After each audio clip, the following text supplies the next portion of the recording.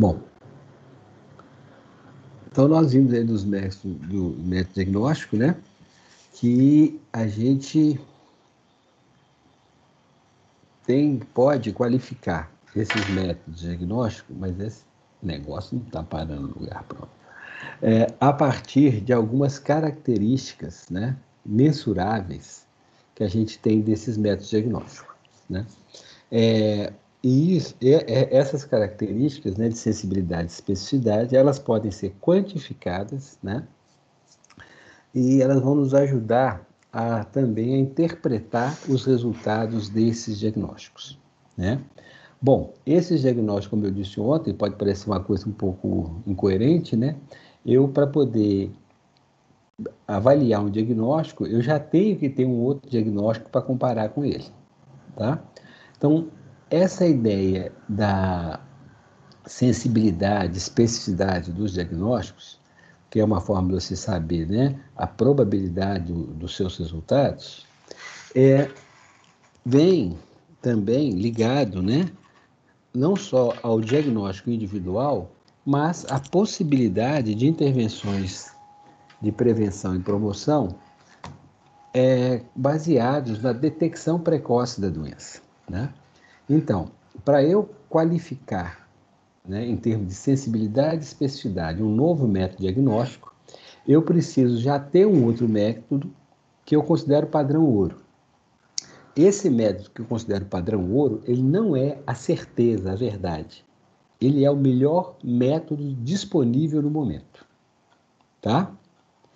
Ele é o melhor método disponível no momento. E por que eu vou ter que ter outro método? Porque esse método ele pode ser caro, muito invasivo, de risco, muito risco para o paciente, né? E isso, então, para eu poder fazer uma ação mais ampla, né, populacional, eu preciso ter um método que seja aceitável, menos invasivo, custo mais baixo, para que eu possa fazer isso de forma disseminada, tá? Então, toda a qualificação de testes ele é feito comparando com um outro teste. Por exemplo, os testes sorológicos de Covid-19, né, que tantos testes apareceram por aí. Como é que eles foram validados? Eles foram validados tendo como referência um teste que foi estabelecido como padrão ouro, que é o PCR, né? O PCR é uma técnica imunológica que te permite ampliar uma técnica molecular, né? Que te permite ampliar o DNA, o RNA de um vírus ou de qualquer outro ser vivo, né? Então eu posso ampliar aquele DNA, fazer ele se multiplicar mais vezes, né? E com isso, a partir daí, se conseguiu, inclusive, fazer né, descrever toda a cadeia ali do DNA e do RNA de qualquer ser vivo, né? Então, essa técnica, ela vai encontrar diretamente o vírus, o SARS-CoV-2, né? Então, aquele vírus já está descrito, né? Já foi sequenciado, toda a sequência genômica dele já está feita, e então existe essa técnica. Eu vou pegar material, né? Normalmente o mais usado, material de orofaringe, né? Então vai enfiar um cotonete, né? O zaragatoa, né?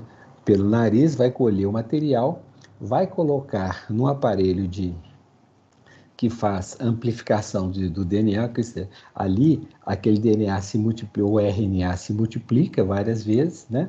E depois se detecta aquilo por esses testes. Então, o que eu faço? Eu amplio a quantidade de partículas ali, né, de DNA, né? Eu aplico, então, eu aumento, multiplico o DNA e aí ele se torna detectável por meios ali com técnicas que vão identificar esse vírus, né?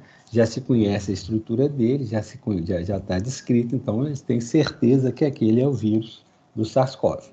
Só que esse teste, ele é caro, né? Ele é demorado, o tempo tem diminuído, mas ele ainda é mais demorado, e exige que a pessoa faça, né, uma coleta de material de orofaringe, que tem que ser feito ali, de nasofaringe, desculpa, que tem que ser feito com um técnico treinado para aquilo, e tem todo um processamento laboratorial, né? Então, uma outra forma de identificar quem tem ou teve, né, dependendo do tipo de teste, se for um teste de anticorpos, vai detectar que a pessoa teve, ela pode ainda ter ou não, né? Se for um teste de antígeno, né, que também é usado, que muitas vezes coleta na saliva, o teste de antígeno, ou no sangue também, o teste de antígeno, vai mostrar presença do vírus, mas não como anticorpos, mas como a presença do antígeno mesmo, né, partes do vírus. Esses antígenos, eles podem se manter no organismo depois que o vírus já tenha desaparecido, né? Então, ele não é exatamente um diagnóstico se tem doença naquele momento, né? O RT, sim.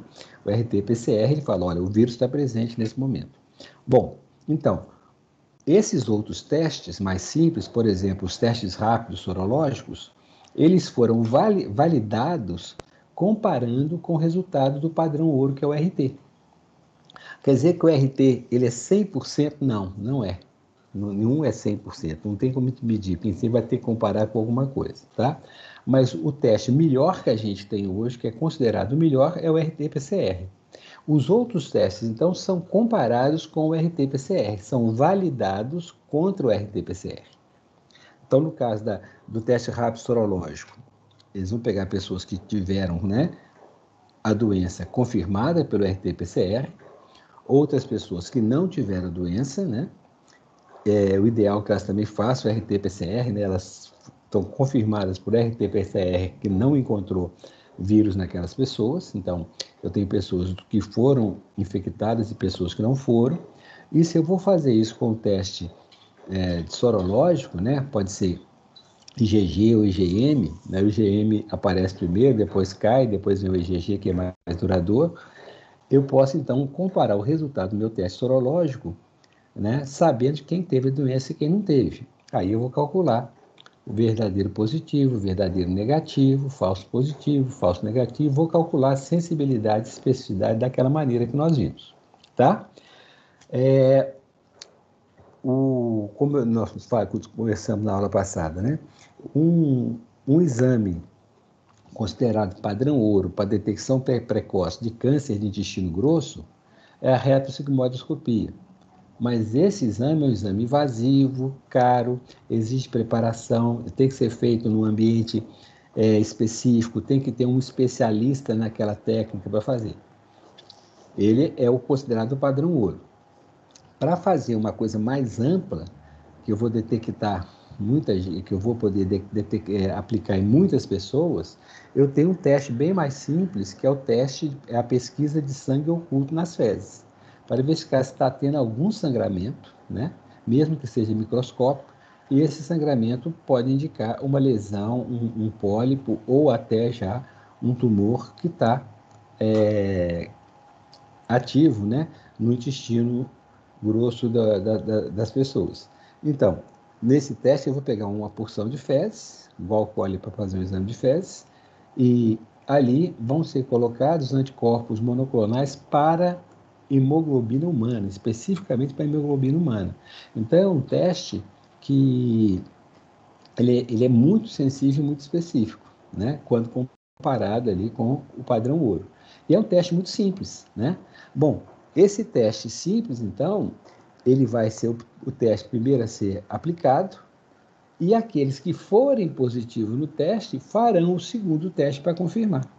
Então, a pesquisa de sangue oculto nas fezes eu posso fazer num grande número de pessoas. Aquelas que forem positivas, eu não vou fazer tratamento de câncer com elas imediatamente. Eu vou pegar aquelas que foram positivas e vou fazer o segundo teste, agora num número muito menor, só nos que foram positivos no primeiro teste. Aí eu vou fazer a retrosigmoidoscopia. Tá? É assim que funciona para várias coisas. A mamografia identifica, né, através das imagens, possíveis tumores de mama nas mulheres. né? Bom, uma vez que a mamografia foi positiva, ninguém vai começar o tratamento, ninguém vai se submeter a quimioterapia, radioterapia, nada disso. Vai fazer o teste confirmatório. O teste confirmatório vai ser um teste, então, mais complexo, mais invasivo, vai fazer uma biópsia, né? E para verificar se aquilo é realmente um tumor maligno. Se for, aí tem o processo terapêutico para isso. Então, a validação desses testes, de qualquer teste, é feito contra um critério que é considerado padrão ouro, tá? E o uso disso corriqueiramente é esse de, diante daquele teste, né? Eu posso fazer um segundo teste para poder verificar se a doença realmente está presente, aí eu vou tratar.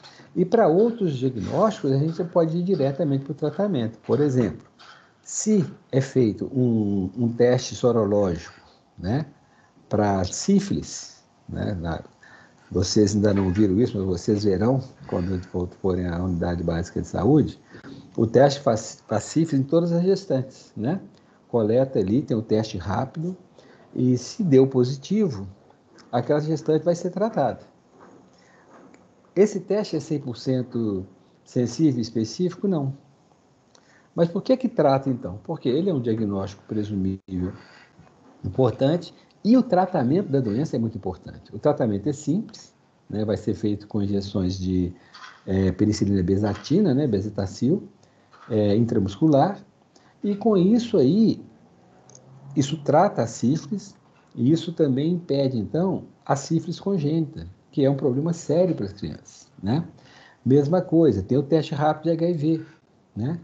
Quando alguém vai lá e dá um teste rápido de HIV, né, ele vai ser, no mínimo, encaminhado para fazer um segundo teste, né? Um teste de confirmação, e vai ser tratado. Hoje já existe medicamento para tratar a infecção pelo HIV, né?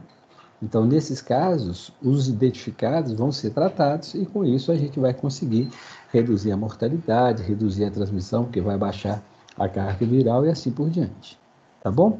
Então, os testes sempre são comparados com um outro teste, um outro método que já existe, né? Que vai servir para fazer esse diagnóstico mais rápido, tá? E de forma mais fácil e mais mais abrangente também, abrangendo populações maiores. Os conceitos são o mesmo de validade, né? Sensibilidade e especificidade, né? Eu vou, então... Pronto. Então, aqui, como é que é feita essa validação? Eu seleciono um teste de referência, que é o padrão ouro. Esse teste vai separar para mim quem é doente e quem não é doente, tá? Então, essa resposta correta, né, em indivíduos doentes sadios, tá? Ah, eu tenho certeza? Não, não tenho certeza. É o melhor que eu tenho. É o melhor que está tendo. Esse vai ser meu padrão ouro. Aí eu vou pegar uma amostra dessas pessoas, do padrão ouro, né, doentes e não doentes, e vou aplicar o novo teste, né, e vou então calcular a sensibilidade e a especificidade, né, as proporções concordantes e discordantes ali, tá? Então seria isso aqui, ó, o padrão ouro definiu para mim quem é doente, A e C, e quem não é doente, B e D. Eu vou aplicar meu teste, né? Eu vou aplicar meu teste em todo mundo aqui. E aí eu vou comparar. Como eu sei quem é doente e quem não é doente, eu vou comparar o meu resultado do teste com o resultado do padrão ouro. Então, na hora de fazer o cálculo, eu tenho aqui os verdadeiramente positivos, que são o quê? Testes positivos em pessoas que têm a doença. Quem definiu que tem a doença? O padrão ouro.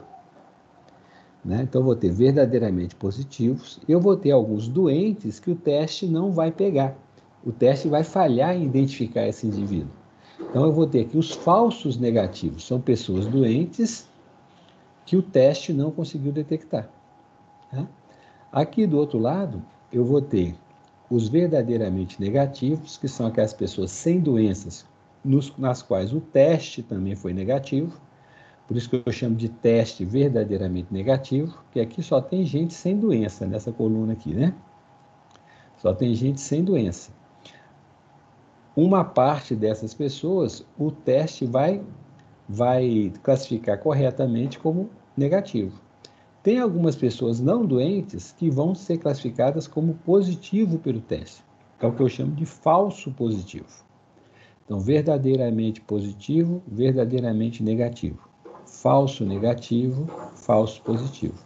Com essas informações, então, eu faço o cálculo da sensibilidade e da especificidade. O que é a sensibilidade? Capacidade do teste ser positivo quando a doença está presente.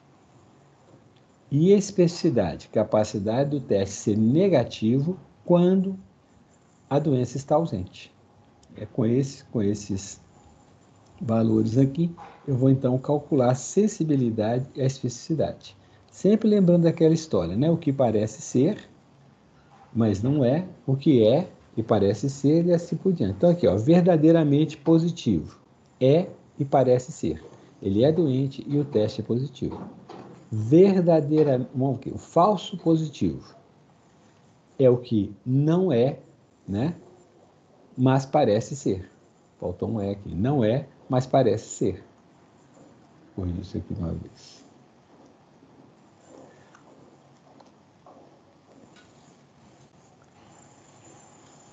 O que nós vamos chamar aqui.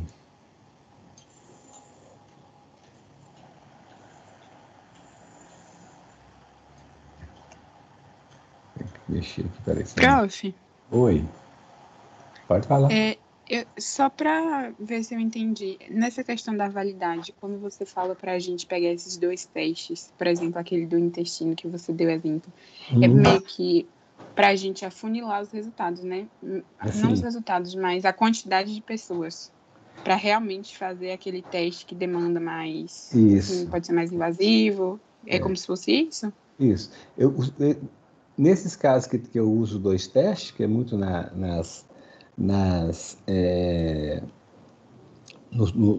nos sistemas de rastreamento, câncer de colo, câncer de mama, câncer de cólon, né? Intestino grosso, câncer de colo de útero, câncer de mama e outros, eu vou fazer assim, eu faço o primeiro teste e depois daquele eu vou confirmar, ou com biópsia ou com outra coisa. No teste de sífilis, por exemplo, o teste já foi validado, a gente já sabe qual é a validade dele. A pessoa deu positiva nele, já vai ser tratada, não tem um segundo teste para confirmar sífilis. Entendeu? Ele fez um teste, deu positivo, vai tratar. Tá? Mas nós vamos ver essa sequência de testes aqui daqui um pouquinho. Então, vamos lá. Verdadeiramente positivo é a pessoa que é doente e o teste dá positivo. Falso positivo é aquela pessoa que não é doente e o teste dá positivo. Tá? Aqui, o verdadeiramente negativo é a pessoa que não é doente e o teste dá negativo. E o falso negativo é a pessoa que é doente e o teste dá negativo. Tá? Então, assim, os testes sempre, quase sempre, né, tem alguma falha. Né? Alguma falha. O padrão ouro também pode ter falha, só que a gente não sabe. A gente está usando aquele padrão ouro como o melhor que tem. Se em algum momento aparecer um teste que é melhor que o padrão ouro, a gente vai trocar o padrão ouro. Né? Aparece um teste que a gente acha que ele está dando muito falso positivo, né? A gente vai conferir, não é que ele está dando falso positivo, é que ele está pegando mais do que o outro. Aí nós vamos trocar de padrão ouro, tá? Então, para você entender, diagnóstico é uma probabilidade, o padrão que a gente usa é um padrão que a gente chama de padrão ouro, mas se aparecer um melhor a gente vai trocar, e isso coloca para a gente como é que o diagnóstico está envolvido em muita incerteza. Por isso que ele tem que ser feito com muito cuidado e com todas as informações que forem possíveis, né? Eu não vou dar um diagnóstico só por um exame, eu vou levar em conta uma série de outras informações que eu obtenho do meu paciente. Vamos ver aqui, então. Bom, então, resumindo aqui, gente, ó. O resultado verdadeiramente positivo foi isso que a gente falou agora. O indivíduo tem a doença e o teste positivo. Resultado falso positivo, o indivíduo não tem a doença e o teste é positivo. Resultado falso negativo. O indivíduo tem a doença e o teste é negativo. Resultado verdadeiramente negativo é um indivíduo que não apresenta doença e o teste é negativo. Tá? Como é que eu vou calcular a sensibilidade? A sensibilidade vai ser verdadeiramente positivos dividido pelo total de doentes. Como é que eu sei quem é o doente? Pelo padrão ouro. Isso aqui, gente, é uma avaliação que se faz do teste antes dele ser colocado para ser usado por todo mundo, né? Então, assim, quando essa medida de sensibilidade do teste, ela é feita na hora que se está preparando o teste, construindo o teste, né? Avaliando o teste. Depois, uma vez estabelecida qual é a sensibilidade dele, essa sensibilidade é a comparação dele com o padrão ouro, essa característica de sensibilidade passa a ser uma característica do teste. Esse teste tem tal sensibilidade. E a mesma coisa para a especificidade, né? É a probabilidade de um teste dar negativo na ausência da doença. Como é que eu faço isso, então? Especificidade, verdadeiramente negativos, dividido pelo total de não doentes. Tá?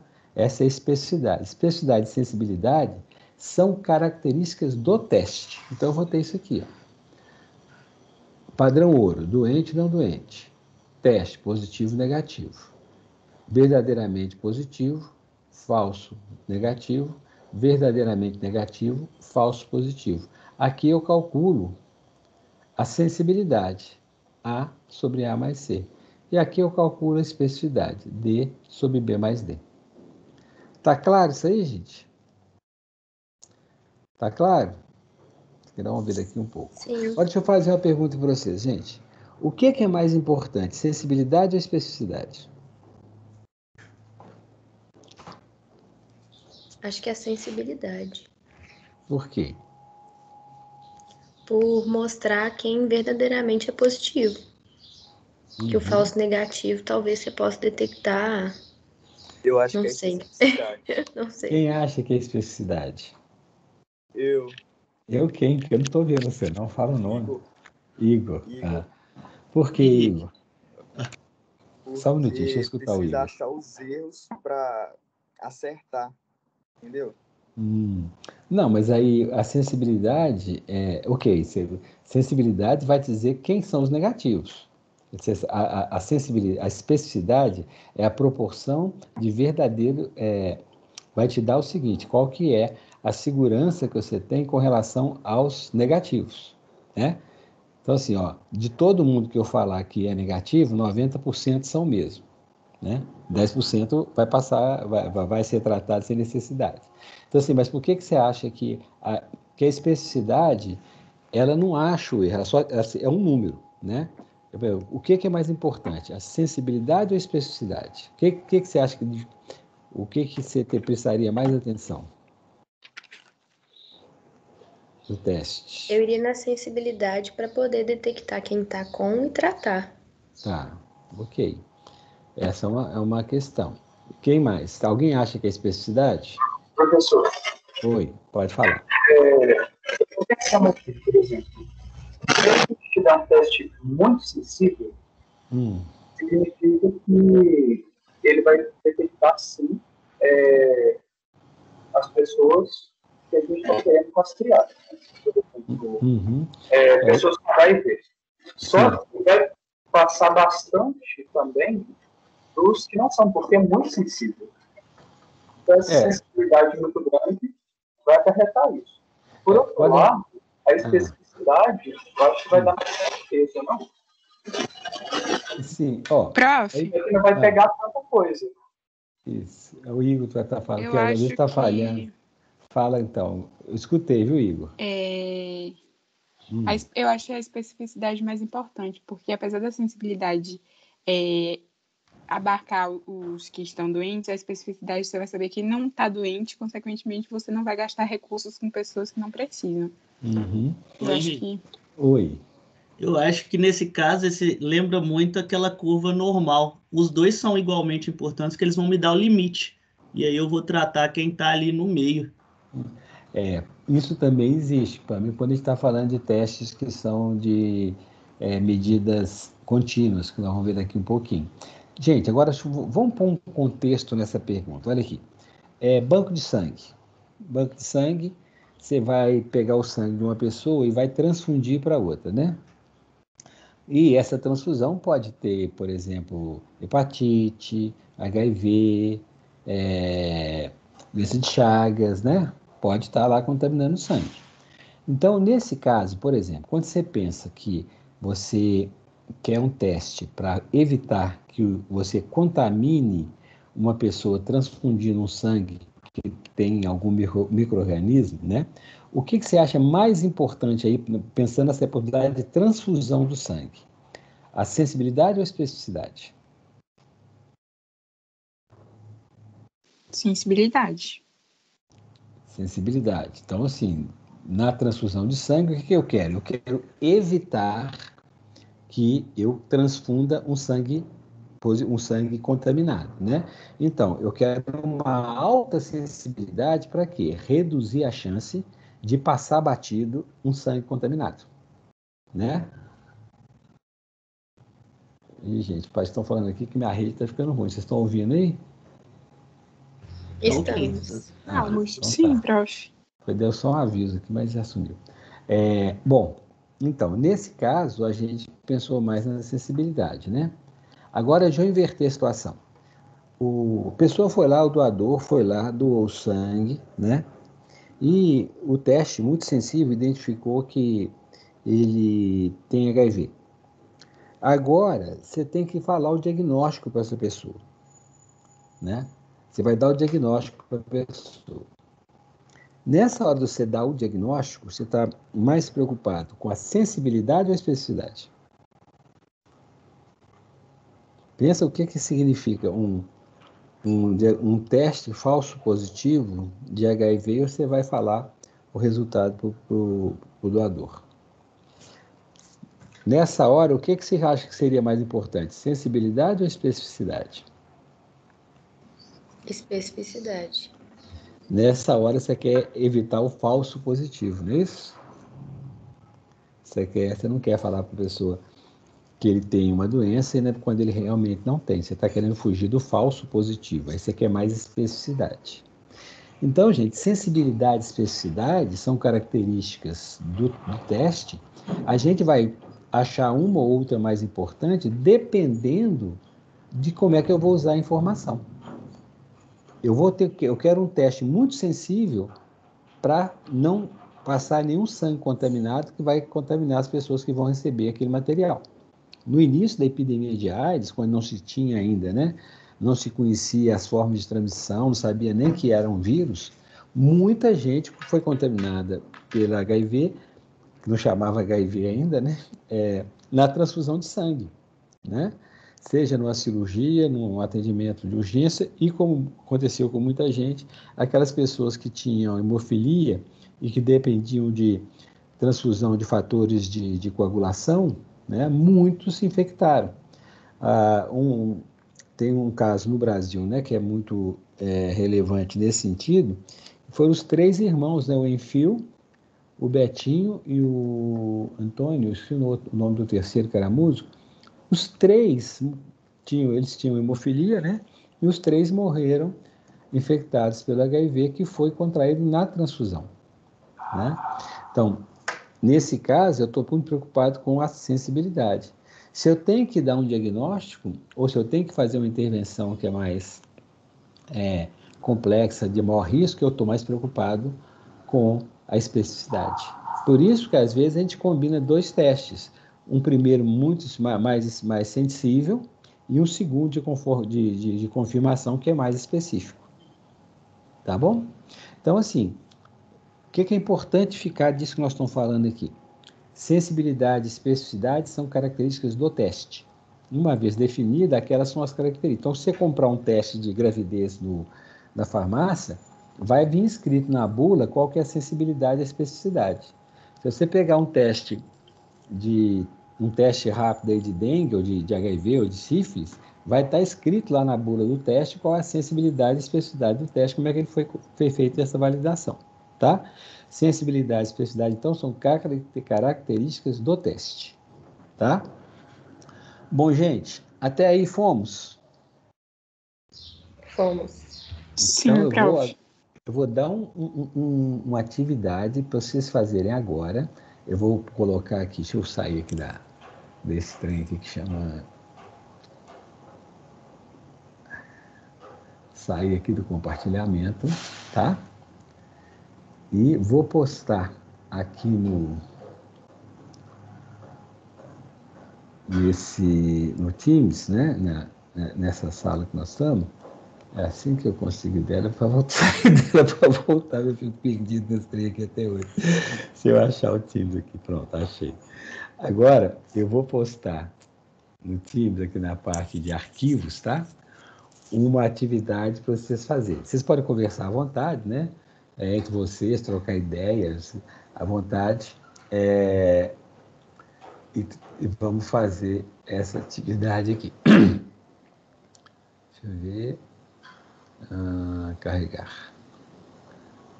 Arquivos.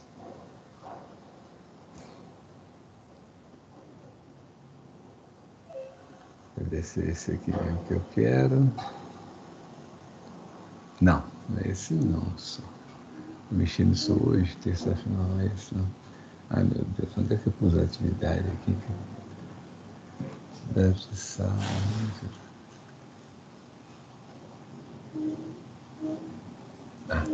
deixa eu ir aqui nos recentes. Tá aqui.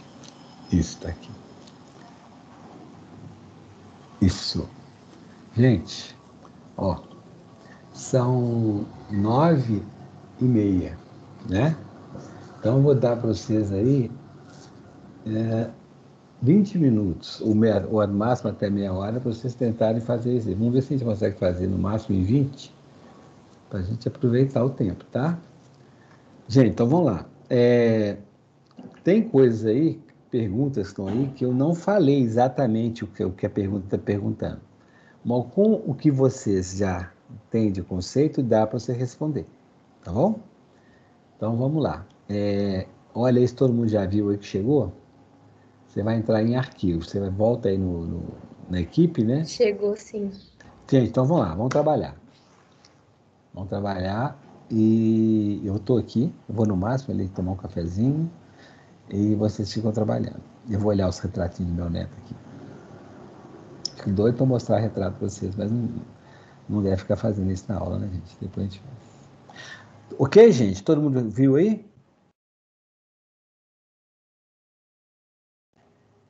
Então, ó. Ok. Aqui tá ok. Então, comecemos. Vai aí. Daqui a pouco a gente faz juntos, tá?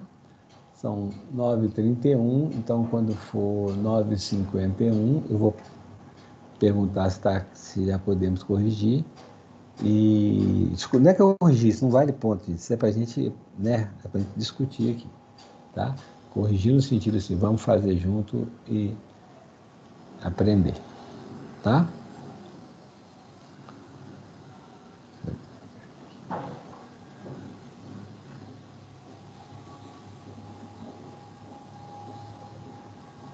Então.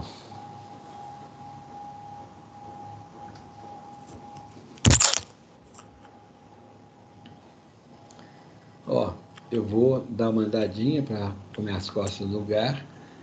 Se vocês tiverem alguma dúvida, enquanto eu estou dando essa andadinha aqui, vocês colocam no chat que daqui a um minutinho eu volto, tá?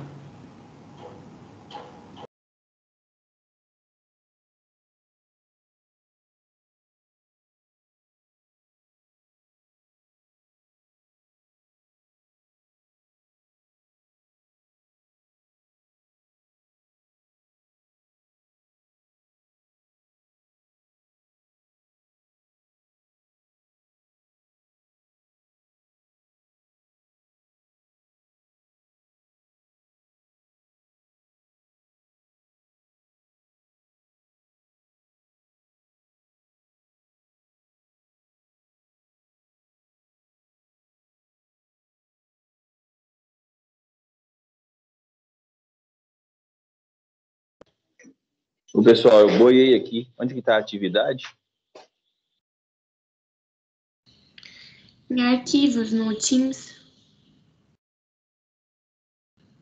Obrigado. De nada.